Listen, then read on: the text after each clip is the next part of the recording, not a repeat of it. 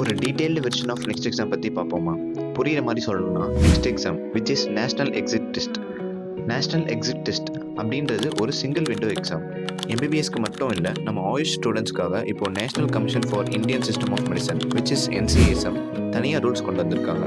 எம்பிபிஎஸ்க்கு எப்படியோ நமக்கும் கம்பல்சரி தான். ஏன் இவ்வளோ மேண்டட்டரியாக வச்சுருக்காங்க அப்படின்னா, நம்ம இந்த எக்ஸாமை பாஸ் பண்ணால் மட்டும்தான் ஸ்டேட் ஆர் சென்ட்ரல் ரெஜிஸ்டரில் உங்கள் பேரை ரெஜிஸ்டர்டு மெடிக்கல் ப்ராக்டிஷனராக ரெஜிஸ்டர் பண்ண முடியும். சிம்பிளாக சொல்லணும்னா லைசன்ஸ் வாங்க இது ரொம்பவே முக்கியம். Hello guys, this is Charan, final professional BSMS. இப்போ இதோட எலிஜிபிலிட்டி பற்றி பார்ப்போம். ஆல்ரெடி போட்டிருந்த வீடியோ மாதிரி நம்ம இன்டர்ன்ஷிப் முடிச்சக்கப்புறம் இந்த எக்ஸாமை எழுத வேண்டி வரும். யூஸ்வலி 270 days ஆஃப் இன்டர்ன்ஷிப் முடிச்சிருக்கணும் அப்படின்னு ஒரு ரூல் இருக்கு. பட் ஆஸ் ஐ ஆல்ரெடி சொன்ன மாதிரி 2021 பேட்சுக்கு இந்த ரூல் அப்ளிகபிள் ஆகாது. 270 days ரூல் என்னன்னா, இப்போ நம்ம இன்டர்ன்ஷிப் ஆர் CRRI பண்ணிட்டு இருக்கும்போது உங்க இன்டர்ன்ஷிப் முடிக்க இன்னும் கொஞ்ச நாள் இருக்கும்போது இந்த எக்ஸாம் எழுத முடியும். கரெக்டாக சொல்லணும்னா, உங்க அப்ளிகேஷன் சப்மிட் பண்ற க்ளோசிங் டேட் அப்போ நீங்க மினிமம் 270 days ஆஃப் இன்டர்ன்ஷிப் முடிச்சிருக்கணும். ஆனால் இங்கே அப்படி ஷெட்யூல் இல்லை. அதுதான் நம்ம ஃபேஸ் பண்ற major problem. July 4th week university exam start பண்ணி அப்படி இப்படி முடியவே ஆல்மோஸ்ட் செப்டம்பர் ஆகும். எப்படியும் 2 to 3 months எடுத்துரும். அடுத்து ரிசல்ட் அண்ட் CRRI ப்ராசஸ் எல்லாம் போக 270 days ஆஃப் இன்டர்ன்ஷிப்பும் இருக்காது. எக்ஸாமுக்கும் அப்ளிகபிள் ஆக முடியாது. ஸோ இந்த எக்ஸாமுக்கு லிமிட் பற்றி பார்க்கலாம். No maximum limit. இதுதான் ரொம்ப சந்தோஷமான விஷயமே. ஆயுஷ் நெக்ஸ்ட் எக்ஸாம் எழுத அன்லிமிட்டட் அட்டம்ஸ் இருக்குது. நீங்கள் எத்தனை வாட்டி வேணால் எழுதி பாஸ் பண்ணலாம்.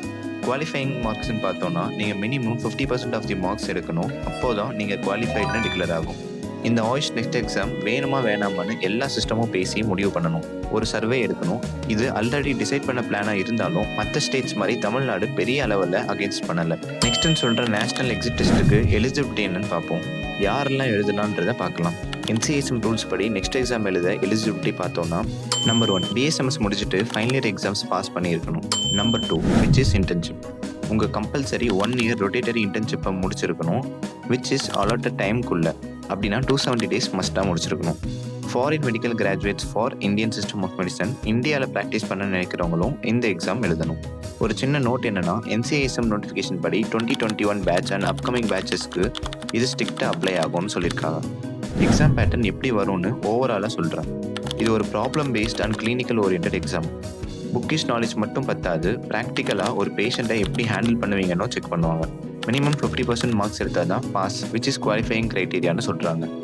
என்ன படிக்கணும்னு பார்த்தீங்கன்னா, நெக்ஸ்ட்டுக்கு தனியாக புது சிலபஸ் இல்லை, ஆனால் ஃபோக்கஸ் ஏரியா மாறும். கிளினிக்கல் சப்ஜெக்ட்ஸுக்கு தான் ப்ரிஃபரன்ஸ் அதிகமாக இருக்கும். எப்படி படிக்கணும்னு நான் எனக்கு தெரிஞ்சதை சொல்கிறேன்.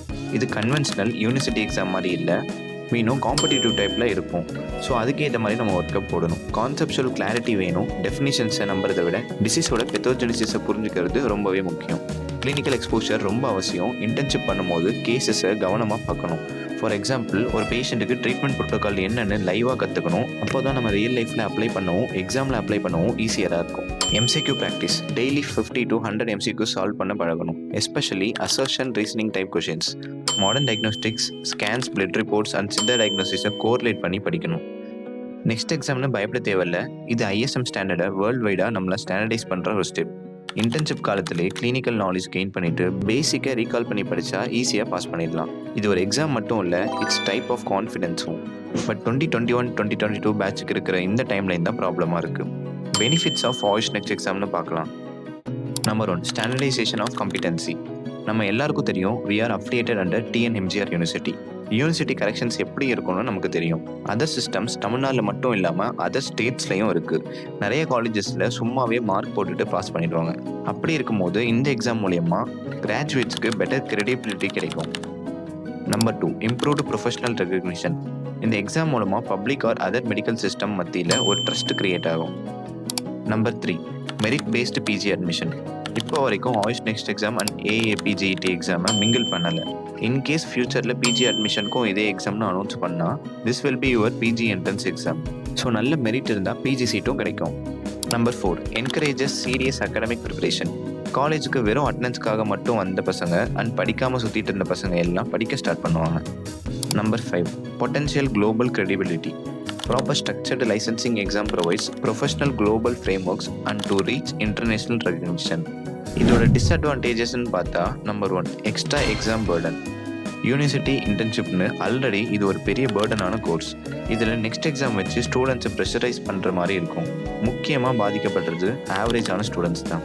Number 2 risk of theory heavy assessment. இது ப்ராப்பராக கண்டக்ட் பண்ணலனா practical skills, traditional diagnostic reasoning எல்லாமே அஃபெக்ட் ஆகும். Number 3, coaching culture expansion.